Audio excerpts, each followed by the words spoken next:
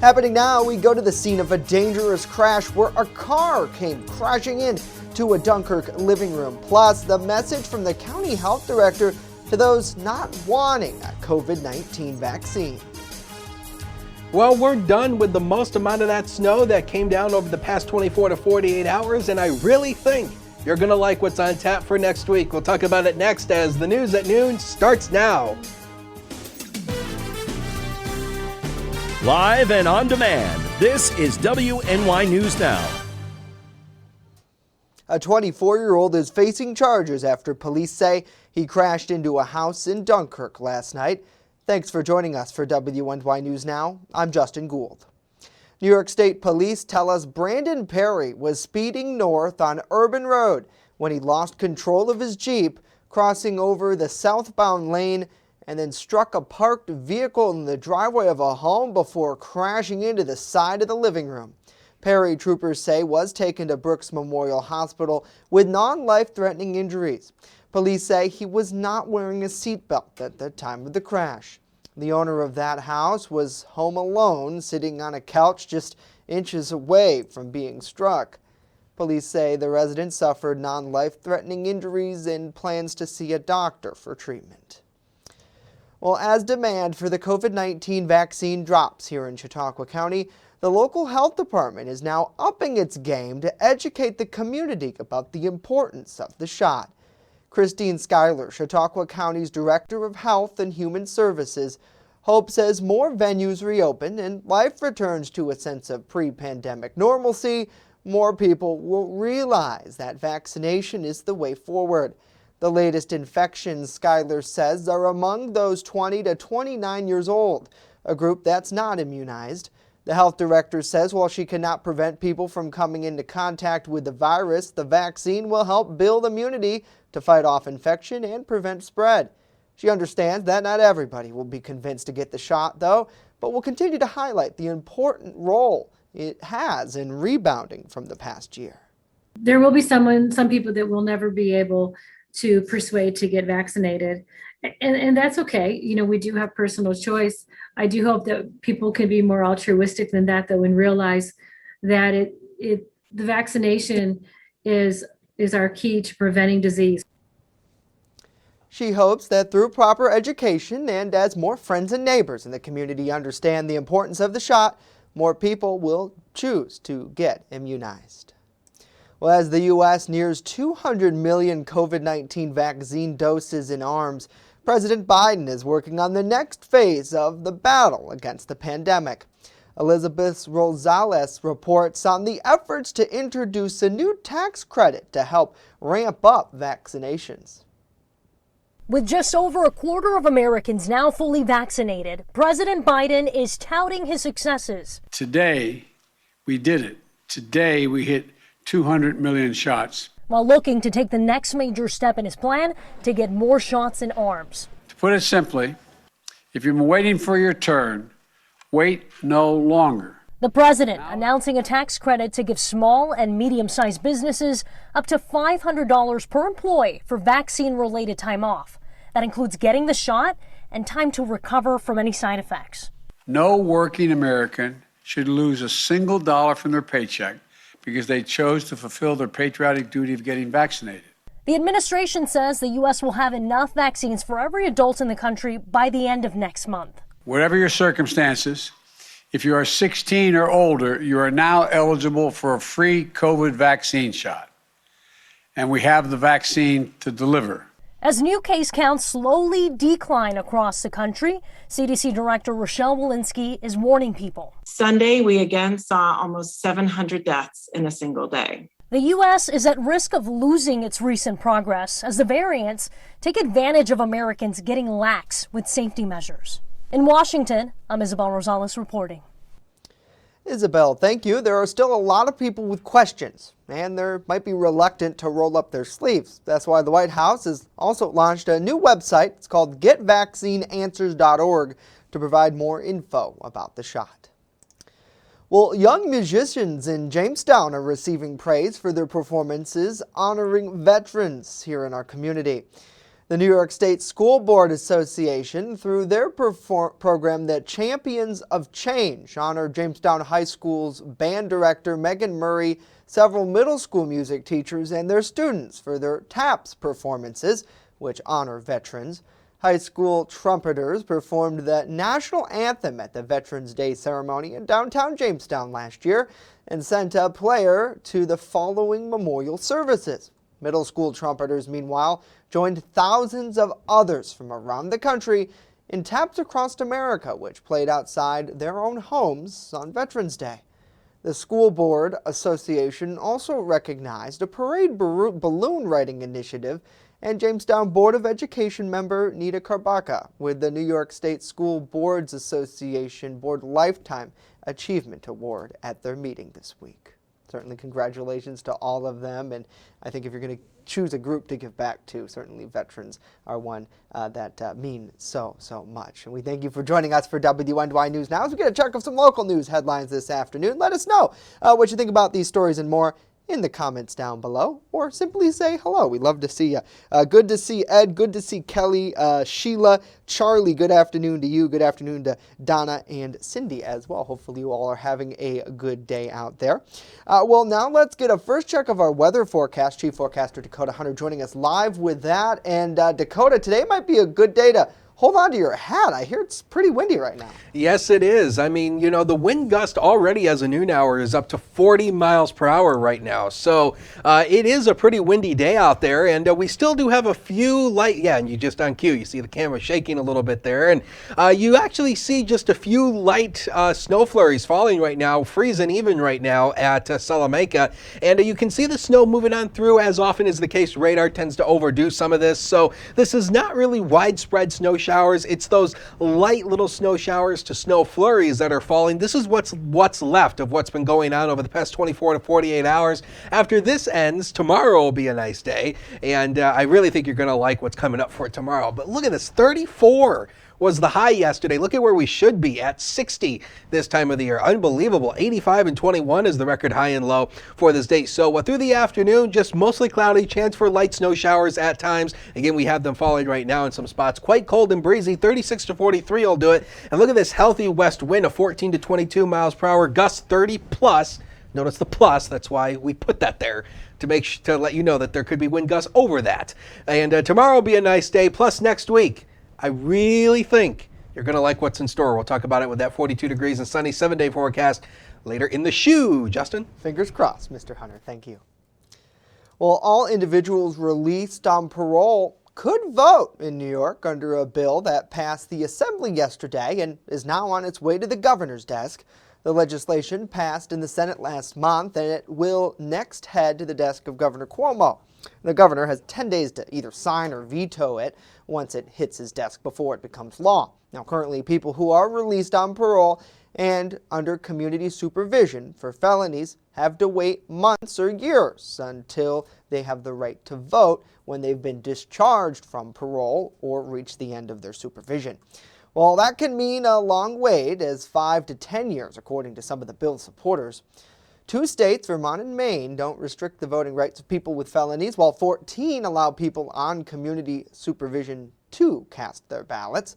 More than 30,000 New Yorkers were banned from voting at any time under the state law until 2018, according to an advocacy group, Vocal New York.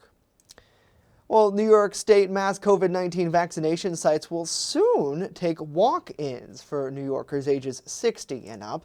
Governor Andrew Cuomo announced that policy change, which will go into effect on Friday. There may be a wait for those opting to walk in at some state sites, though, that depending on demand. Additionally, all proof of identity and insurance information will be needed. He says that removing the vaccine requirement for the elderly demographic, his own age group, in fact, means there's no excuse for getting the shot. It's not really just about you, right? You are a member of a community. It's a great word from the Latin communitas, of the common. You are part of a community. And if you get sick, you can make somebody else sick. So yes, it's about you, but you don't live on an island unto yourself. The closest site to us here in Jamestown is located in Buffalo at the Delavan Grinder Community Center. That's 877 East Delavan Avenue. The Chautauqua County Health Department held their first COVID-19 walk-in vaccination clinic earlier this week. Next, hear the latest in a fire that displaced an elderly resident. And later, we tell you about improvements that could be coming to Jamestown's Riverwalk Trail system. Stay with us as WNY News Now rolls along this afternoon.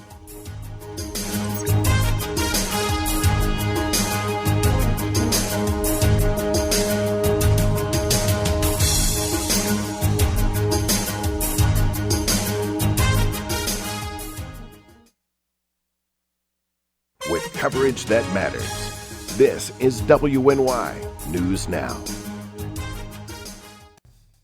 The George Barone Jr. Scholarship Fund is hosting its first annual Rummage and Bag Sale fundraiser. An inductee in the Chautauqua Sports Hall of Fame, Barone managed, coached, and assisted in youth baseball for 64 years in and around the Jamestown area. 100% of proceeds generated will be donated, which will provide scholarships to graduating Southwestern Central School seniors who partake in athletics. Learn more by checking out the scholarship on Facebook and joining us for the fundraising event. Honest Jones has what you're looking for. When you want it good, we're gonna give you lots more. From freshly made subs to the best of pizza and wings, Honest John's has what you're looking for. And now 2 great locations, East 2nd Street and Fairmount Avenue. Order takeout or delivery today online at honestjohns.pizza. You're gonna get it good at Honest John's.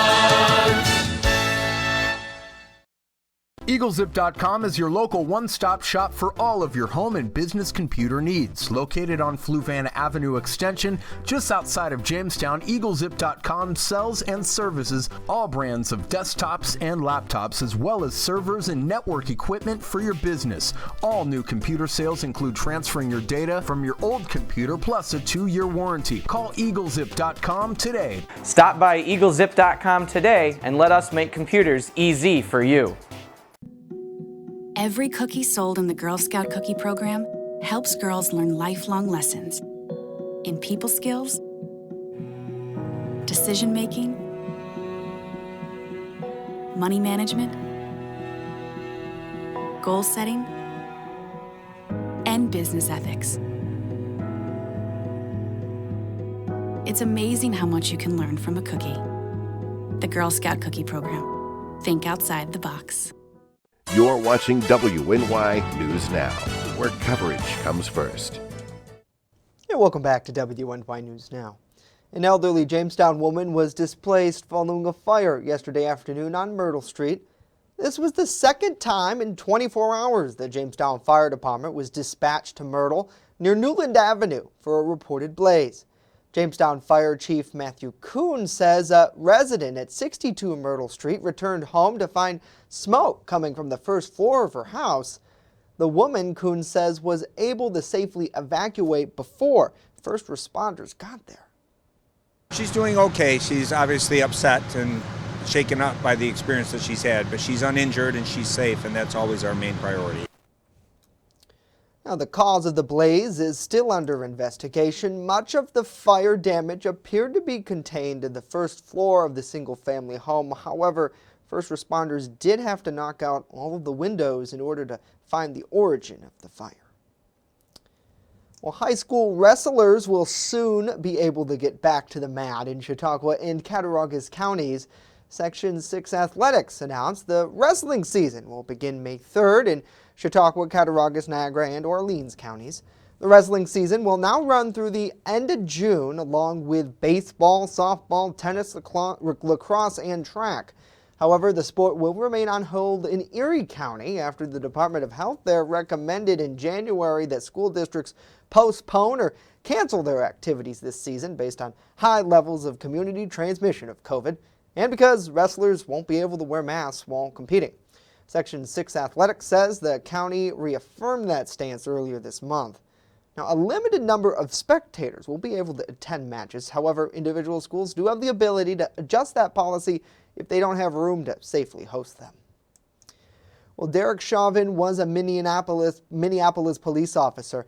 Now he's convicted of murder for the death of George Floyd. This as the Justice Department works to determine if the Minneapolis Police Department engages in a pattern of discriminatory policing, whether it engages in a pattern of using excessive force, and whether it treats those with behavioral health disabilities is unlawful. Camila Burnell with more on what's next in the efforts to reform law enforcement nationwide. As Derek Chauvin is in state custody waiting to be sentenced for the murder of George Floyd, his former police department is under investigation. The Justice Department has opened a civil investigation to determine whether the Minneapolis Police Department engages in a pattern or practice of unconstitutional or unlawful policing. Moments after the ex-cop's conviction, President Biden made a promise to Floyd's family. We're going to continue to fight for the passage of the George Floyd Justice and Policing Act. The bill, which passed the House without any Republican support in March, bans chokeholds and no-knock warrants, creates a national registry for police misconduct, mandates the use of deadly force as a last resort, bans racial and religious profiling, and overhauls qualified immunity, which provides legal protections for police officers.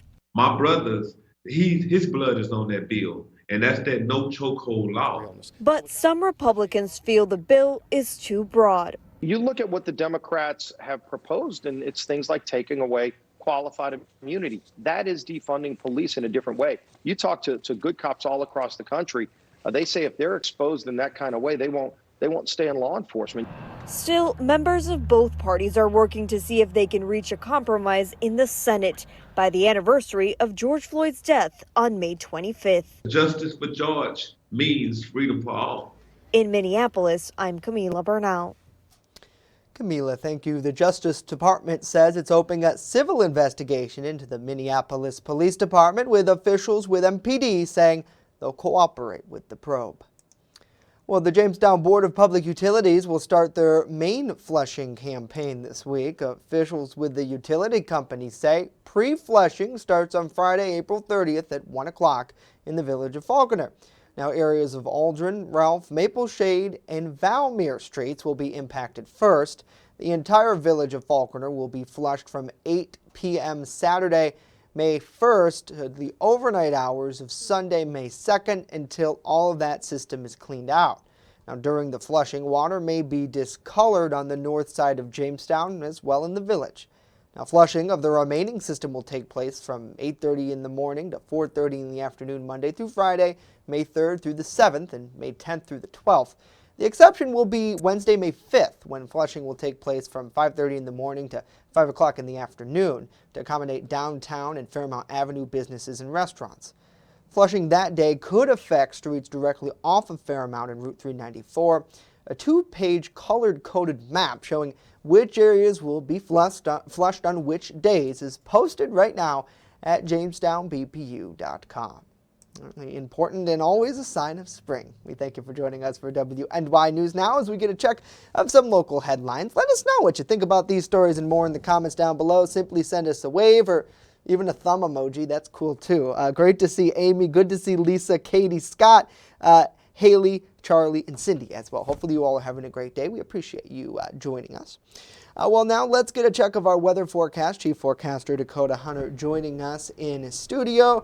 And Dakota, I know they flush at different times and they flush for different reasons. And I'm not talking about flushing the toilet, flushing the mains. Yeah. But it always reminds me of spring because, you know, they don't really do it during the winter. And yeah, and I believe the flushing of the water mains actually helps to get rid of some of the sediment and the dirt and the deposit that settles into the water mains, you know, kind of during the winter season. So that's part of the reason I do believe that they flush the water. So that's important because you don't want to be, well, not to say that it couldn't happen, but you don't want to drink dirty water. Right, nobody so does. And the BPU does a great job of, you know, anytime, whether it's the power or the water, they have a break or something, you know, I've always noticed their response times are pretty quick to things like that. And, you know, they say it goes back to a lot of the men and women who actually do the work on the street, live here locally. So they can, respond to some of these things. So it's good to see, and a lot of us might not even notice that it's happening because it happens overnight. So right.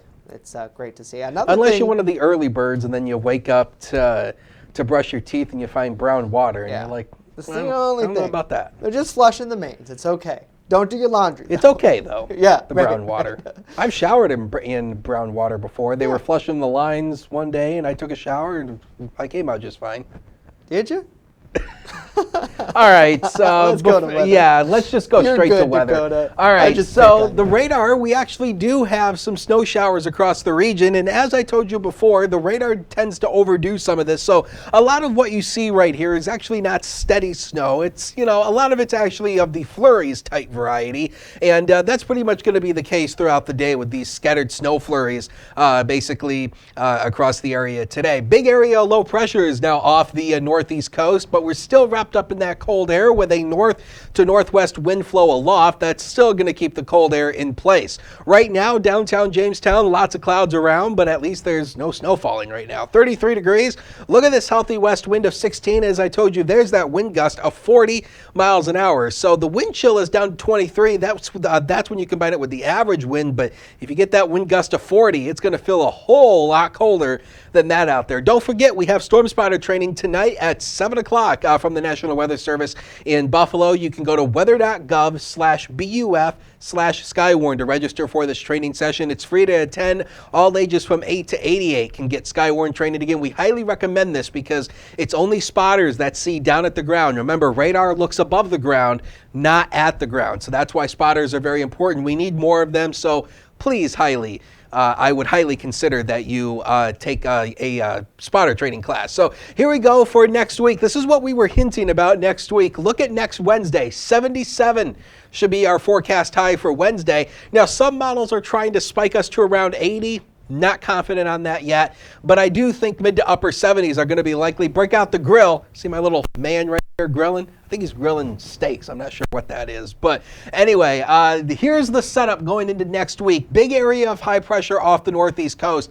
And plus with a southerly wind flow aloft is going to allow this warm, moist southern air to surge into the northeast. And that is going to give us basically our first real taste of summer so far this year. And I really think you're going to like it. It starts Wednesday.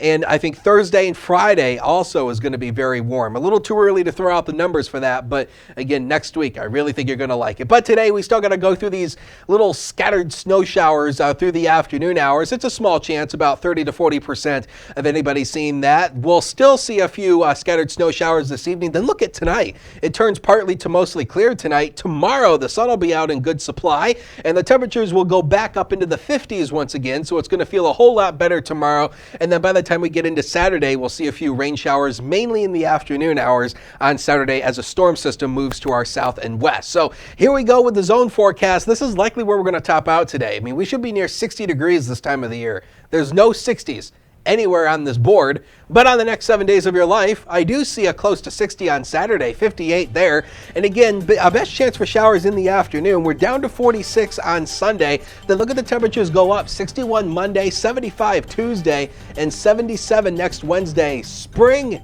and summer is here for now. We'll take a break. Be right back.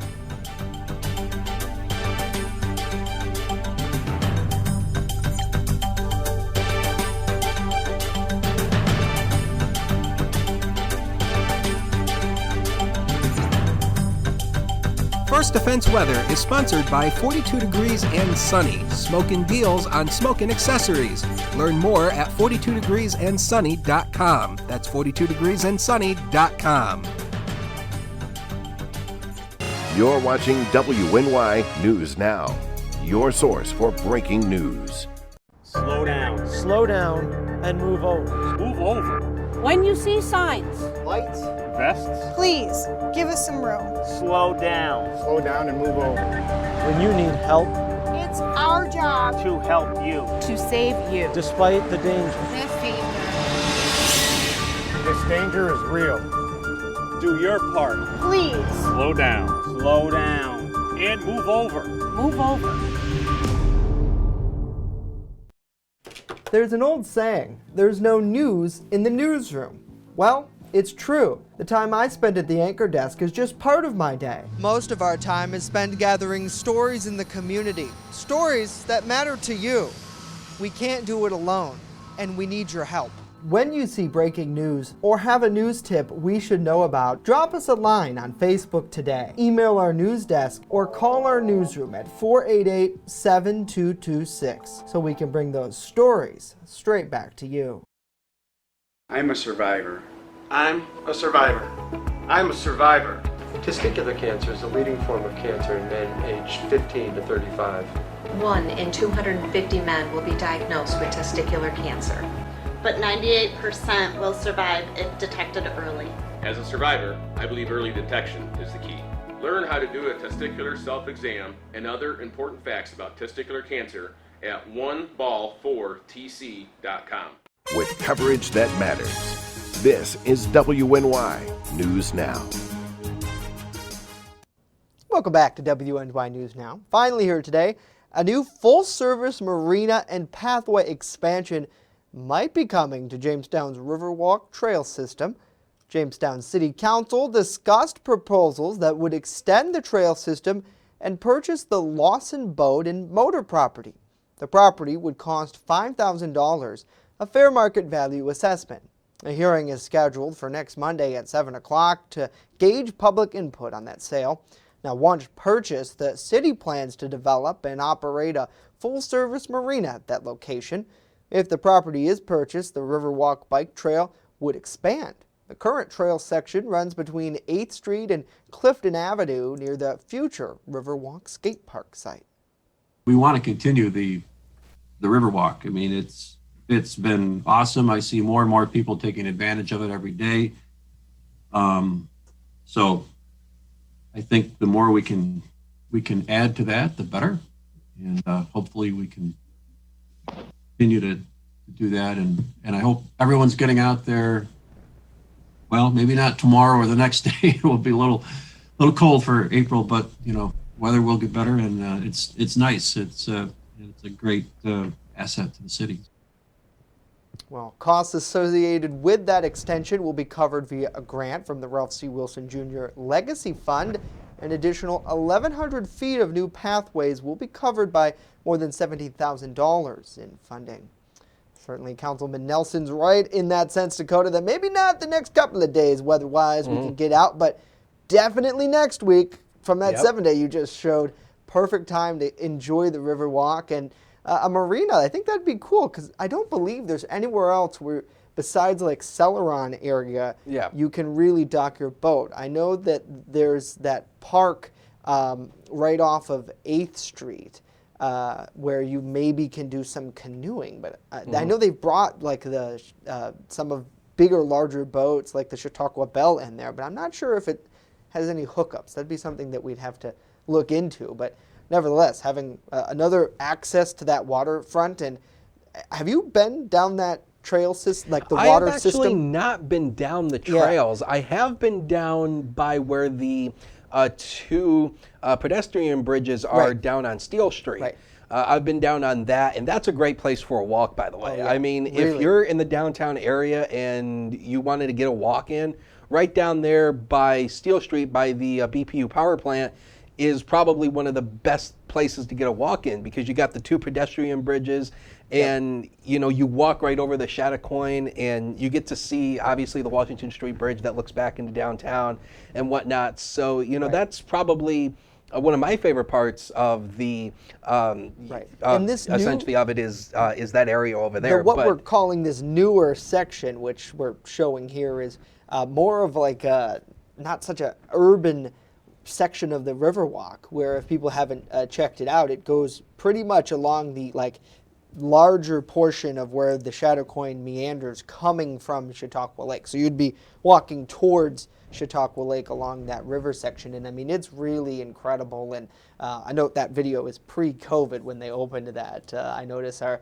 tech crews did not put the file on there, but you always have that one person who's like, wait a minute, what's that video doing? But no, it really is awesome, and I look forward to seeing what comes of it. So, and like we mentioned, weather-wise, today not such a great day to hit the Riverwalk, but nice weather's coming. soon. Yes, sooner rather than later. Here's a look at tonight, 27 to 35, an isolated evening snow shower. Then it turns mainly clear overnight, but it's still going to be cold and windy. Tomorrow will be a better day with lots of sunshine and temperatures back into the 50s. Justin. All right, Dakota, thank you. We'll leave you with this live look over downtown Jamestown. Have a great day. Dakota and I are back tomorrow with our TGIF edition and our Pet of the Week. We'll see you then.